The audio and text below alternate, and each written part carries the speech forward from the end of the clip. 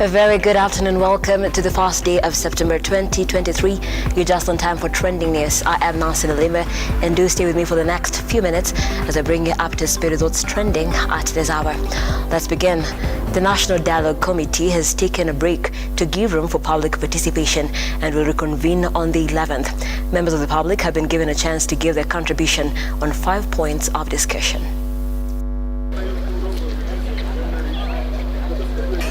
He has been finally placed in his right place.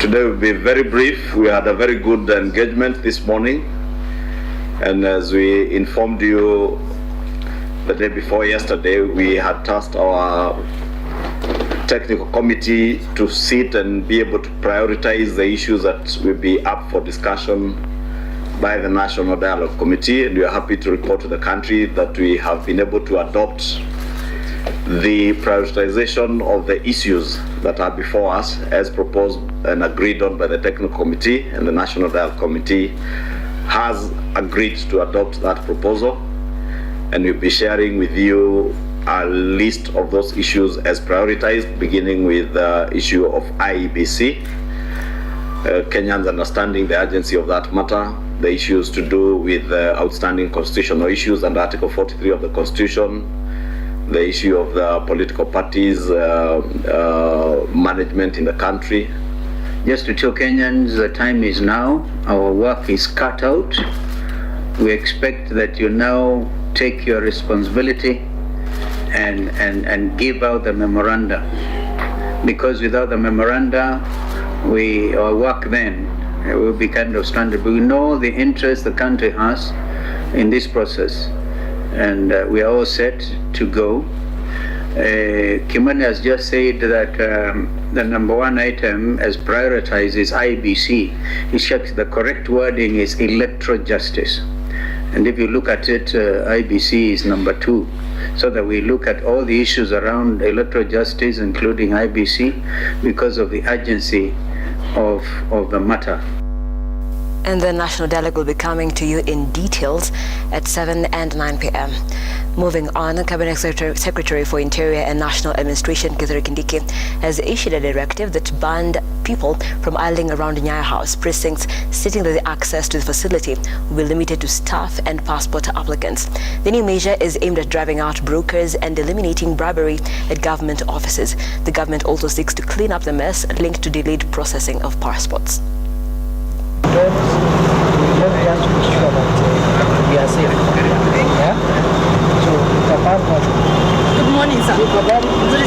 As I said yesterday, we are going to make it our business to come here almost every other day until the reforms and the changes we intend to see here are not only achieved but also sustained. So this morning I have come back. When I came yesterday, there was a crowd of people who were hanging around this place, and I'm happy to report our officers have implemented the directives we gave yesterday that no member of the public is supposed to stay within this facility if they have no business with the functions being offered here. We had two problems here, two challenges. One was the challenge of technology and production. That is what was hurting service delivery here. The second challenge was the challenge of corruption. And we don't want to mince our words about that. The only caveat we want to place is that the issues of bribery, solicitation, and corruption involved very few people here, and many of them are members of the public who are pretending to be our officers, but they are just brokers from town and criminals. Our production of passports is still below the demand. We will bring normalcy by first addressing the entire backlog, and once the backlog is completely removed, we will stick to the directive that I gave in February, which is every applicant of a passport must receive it within 7 working days. And Energy Cabinet Secretary Davis Churchill is currently appearing before the National Assembly Committee on Energy to shed more light on the nationwide power outage last week. Churchill is accompanied by Principal Secretary of State Department for Energy Alex Moshera, the Kenya Power Chief Executive Officer Joseph Siror, and his Kitrako and Kenyan counterparts. The bosses have been put to task to give a detailed explanation of what could have caused the outage that left thousands of passengers stranded at the Jomo Kenyatta International Airport, whilst affecting businesses and operations across the country. The parameters within the allowed limits, and there was no incident of concern noted prior to the blackout because the National Control Center is manned 24 hours. At that particular time, 21:45,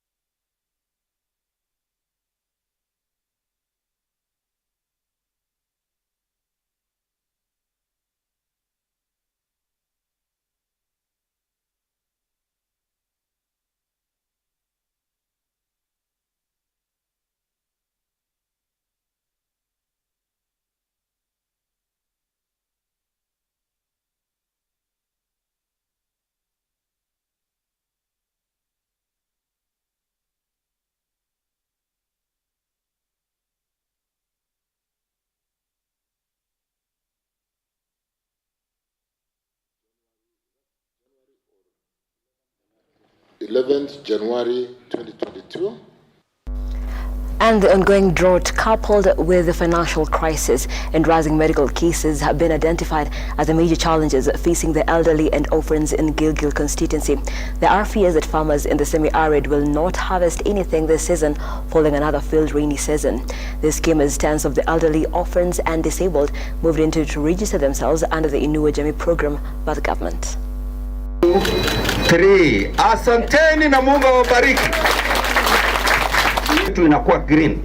So leo hii tunapozindua mpango ya bottom up economic agenda, kuna vitu mbili tunasema.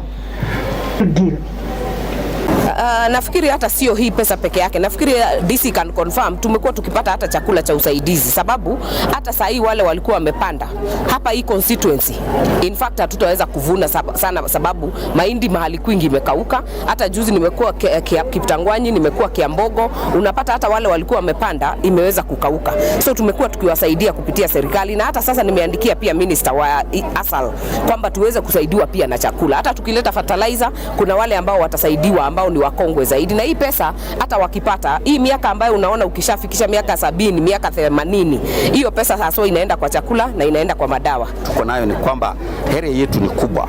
Tumejaribu kupanua program ili ifike kila location, kila ward na kila sehemu ambayo watu ni wengi. Challenge moja ambayo hatuna ni transport. Hizo department tunasema ni kwamba hawana magari. Mimi na mheshimiwa tumekaa chini, tumeona vile tutaweza kuwasaidia.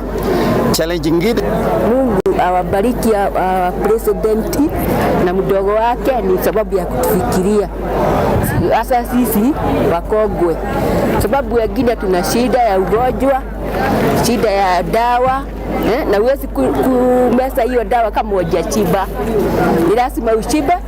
Now, Samburu County Governor Lali Lelelit has appreciated all the peacemaking initiatives that the communities have adopted so far in Turkana. Lelelit also added that anyone who will try to start trouble shall be dealt with accordingly.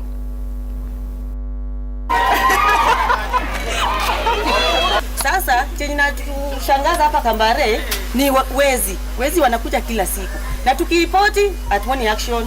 Juzi waliiba huyu mama. Tena ndio hiyo tena wamerudi. Na jana ati walikuwa wana patrol. Ati wamerudi late kitu saa 8 na ati wamepita hapa wamepata ati mlango ziko wazi.